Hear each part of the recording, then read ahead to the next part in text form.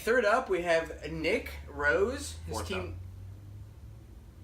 All right, fourth up, we have Nick Rose, the Burqueno Mountain Men. It's a lot of weird symbols on those letters. I don't get it. There's one weird symbol.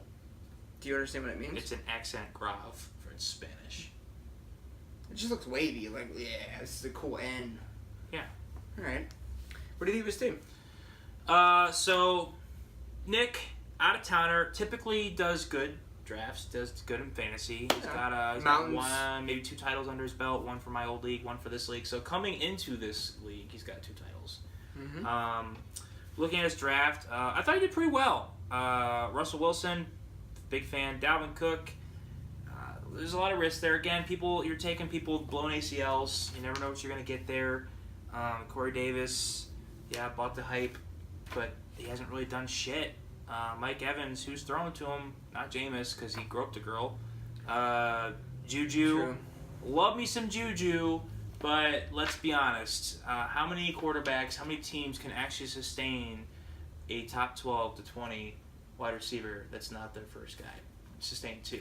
It's tough. It is tough. It's tough. I mean, Juju could do it. Big Ben throws the ball all around the yard. But this is Dynasty, though, and Juju's 21. He's young. He's you young. got him for at least 40 more years. I mean, all that aside, I think Mike Evans is probably your most consistent piece you have, as well as Russell Wilson. Mike Evans has only finished inside the top 12 wide receivers once. Yeah, but he's so big. That does not mean anything. He just catches so many 50-50 balls. I'm into it. Yeah. And who else are going to throw to there? Like, Dude, Adam Humphries? No, they got... Yeah, Humphries had a ton of catches last year. Deshaun Jackson. They got 2 tight ends that can rock shit. And they got that other... Rock shit's a little severe, considering neither of them finished top 10 last season. Well, but again, neither did Mike Evans, because all those people have to compete for the same targets. True. On the topic of tight ends, though, I want to bring in, my favorite part about your team. Your tight end, Tyler Eifert. Oh, I thought you were talking about Jake Butt. Your wide receiver, Tyler Boyd, excuse me.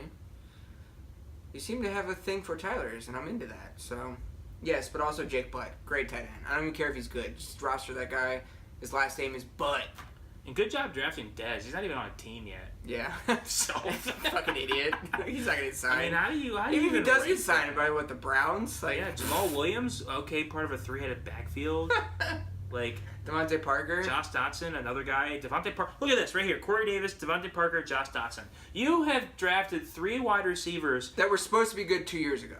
And 3 years ago, and last year, and this. When's it going to happen, Nick? You think you're going to hit them all? No, you're not. He might be.